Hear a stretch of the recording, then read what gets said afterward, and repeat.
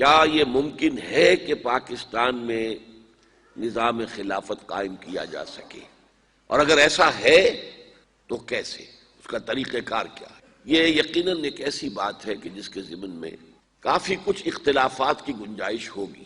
آپ میری بات پر ٹھنڈے دل سے غور کریں، اور پھر اگر اس میں کوئی خلا محسوس کریں، یہ محسوس کریں کہ کہیں دلیل کی زنجیر ٹوٹ رہی ہے، تو پھر مجھے متنبہ کریں گے تو میں آپ کا ممنون اور مشکور ہوں گا۔ سب سے پہلی بات جو میں کہنا چاہتا ہوں وہ یہ ہے کہ عالمی نظام خلافت دنیا کی تقدیر مبرم ہے۔ تقدیر مبرم وہ ہے کہ جو بالکل پختہ تقدیر ہو، جس کے ادھر سے ادھر ٹلنے کا کوئی سوال نہ ہو۔ ایک تقدیر معلق ہوتی ہے جس کے بارے میں کہا جاتا ہے کہ وہ دعا سے ٹل جاتی ہے، اور ایک تقدیر مبرم ہوتی ہے کہ جس کے ٹلنے کا، جس کے نہ واقع ہونے کا کوئی امکان نہیں۔ تو عالمی نظام خلافت کا قیام دنیا کی تقدیر مبرم ہے۔ اس کو میں دو حصوں میں ٹیکل کرنا چاہتا ہوں۔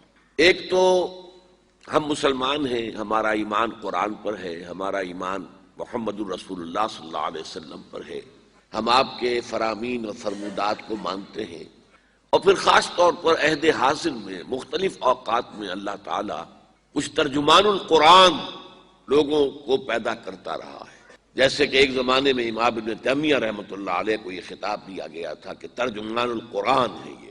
جب ان کا انتقال ہوا ہے تو پورا شہر گونج گیا تھا، صلو علی ترجمان القرآن، آؤ چلو نماز جنازہ میں شریک ہو جاؤ اس شخص کے کہ جو قرآن کا ترجمان تھا۔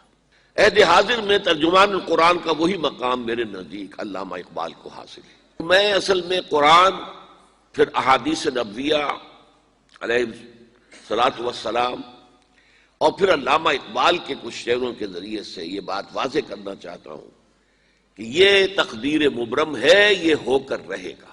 اس کے لیے سب سے پہلے قرآن کی طرف رجوع کیجئے تو اگرچہ قرآن میں صراحت کے ساتھ یہ بات مذکور نہیں ہے، لیکن قرآن مجید میں صغرا کبرا یہ وارد ہوئے ہیں جن کو جوڑ کر نتیجہ نکالا جا سکتا ہے۔ اور یہ بات جان لیجئے کہ جہاں قرآن مجید کے اندر اس طرح کا کوئی معاملہ ہو کہ بات پورے طور پر صراحت کے ساتھ سامنے نہ آ رہی ہو، اشارات موجود ہوں، تو ان کی وضاحت کرنا یہ فرض منصبی ہے محمد الرسول اللہ صلی اللہ علیہ وسلم۔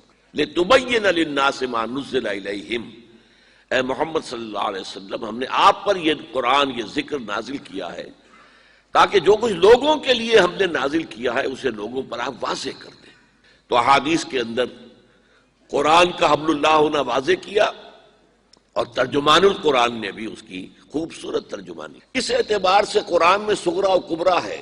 صغرا میں اسے قرار دے رہا ہوں کہ 3 مقامات پر قرآن مجید میں یہ بات آئی، هو الذی ارسل رسولہ بالہدی ودین الحق لیظہرہ علی الدین کلہ۔ سورہ توبہ میں، سورہ فتح میں، سورہ صف میں، وہی ہے اللہ جس نے بھیجا ہے اپنے رسول کو صلی اللہ علیہ وسلم الہدا، قرآن مجید اور دین حق اسلام دے کر، تاکہ اسے غالب کریں تمام ادیان پر، پورے کے پورے دین پر، پورے نظام زندگی پر۔ یہ 3 دفعہ ہے، اور 2 مقامات جو میں نے آج شروع میں تلاوت کیے ان میں اس کے ساتھ ایک آیت جڑ کر آئی ہے، اور اس کا تعلق یہود سے ہے۔ دونوں مقامات پر، سورہ توبہ میں بھی اور سورہ صف میں بھی، اس سے پہلے یہود کا ذکر ہے۔ یریدون لیطفئوا نور اللہ بافواہہم، یہ یہودی چاہتے ہیں کہ اللہ کے نور کو اپنے منہ کی پھونکوں سے بجھا دیں۔ واللہ متم نورہ ولو کرہ الکافرون، حالانکہ اللہ تو اپنے نور کا اتمام فرما کر رہے گا، خواہ یہ کافروں کو کتنا ہی ناگوار ہو۔ اس کے بعد وہ آیت آئی، هو الذی ارسل رسولہ بالہدی ودین الحق لیظہرہ علی الدین کلہ ولو کرہ المشرکون۔ تھوڑے سے لفظی فرق کے ساتھ وہ آیت دوبارہ سورہ توبہ میں بھی آئے، یریدون ان یطفئوا نور اللہ بافواہہم وَيَأْبَى اللَّهُ إِلَّا أَن يُتِمَّ نُورَهُ وَلَوْ كَرِهَ الْكَافِرُونَ۔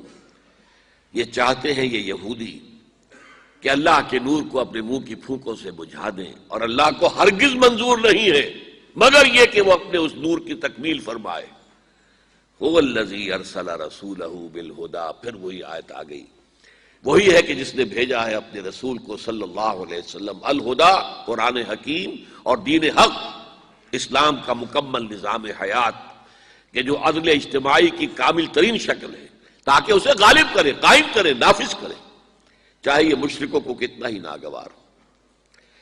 تو پہلی آیت میں جو کشاکش جس کا ذکر ہو رہا ہے اس کا میں آخر میں تذکرہ کروں گا کہ اب وہ کشاکش اپنے کلائمیکس کو پہنچنے والی ہے کہ اسلام کا مقابلہ کرنے کے لیے یہودی اور ان کے سپورٹرز وہ کھڑے ہو جائیں گے پوری طاقت کے ساتھ، اور بظاہر ایسا محسوس ہوگا کہ اسلام جو ہے اس کا چراغ گل ہو جائے گا۔ اتنی طاقت ان کے پاس ہے، اتنے وسائل ان کے پاس ہیں کہ بظاہر عالم اسلام کے اندر کوئی سکت نہیں ہے کہ ان کا مقابلہ کر سکے۔ لیکن بہرحال اللہ کا فیصلہ تو یہی ہے، اللہ تعالیٰ تو اللہ متم نورہ، اللہ تو اپنے نور کا اتمام فرما کر رہے گا۔ وَيَأْبَى اللَّهُ إِلَّا أَن يُتِمَّ نُورَهُ، ایک مثبت انداز بیان ہے اور ایک منفی انداز ہے۔ اللہ کو ہرگز منظور نہیں ہے مگر یہ کہ اپنے نور کا اتمام فرمائے۔ تو منفی اور مثبت دونوں اندازوں میں بات کی، اللہ کا فیصلہ ہے، یہ اٹل ہے۔ اسی لیے میں کہہ رہا ہوں یہ تقدیر مبرم ہے۔ اچھا یہ تو صغرا ہے، کبرا کیا ہے؟ کبرا یہ کہ حضور کو بھیجا ہے پوری نوع انسانی کے لیے۔ یہ 5 مرتبہ قرآن میں آیا، میں نے صرف 2 جگہوں سے آیات کوٹ کی ہیں۔ ایک تو سورہ اعراف میں فرمایا گیا، اے نبی کہہ دیجئے یا ایھا الناس انی رسول اللہ الیکم جمیعا، میں اللہ کا رسول ہوں تم سب کی طرف، میں عرب کی طرف نہیں آیا، میں صرف قریش کے لیے رسول نہیں ہوں، میں صرف بنی اسماعیل کے لیے رسول نہیں ہوں، میں صرف جزیرہ نما عرب کے رہنے والوں کے لیے رسول نہیں ہوں، انی رسول اللہ الیکم جمیعا۔ اور سورہ سبا کے اندر یہ میرے نزدیک اس موضوع پر قرآن مجید کا ضربہ سلام ہے، وَمَا أَرْسَلْنَاكَ إِلَّا كَافَّةً لِلنَّاسِ بَشِيرًا وَنَذِيرًا، اے محمد ہم نے نہیں بھیجا ہے آپ کو مگر پوری نوع انسانی کے لیے بشیر اور نذیر بنا کر۔ اب یہ صغرا کبرا جوڑیے، حضور کا مقصد بعثت دین کا غلبہ، بھیجا گیا پوری نوع انسانی کے لیے۔ گویا کہ یہ مقصد بعثت کب مکمل ہوگا؟ جب کل عالم انسانیت پر اللہ کا دین غالب ہو جائے، ورنہ تو حضور کا مقصد بعثت مکمل نہیں ہے۔ اسی کو کہا تھا اقبال نے، وقت فرصت ہے کہاں، کام ابھی باقی ہے، نور توحید کا اتمام ابھی باقی ہے۔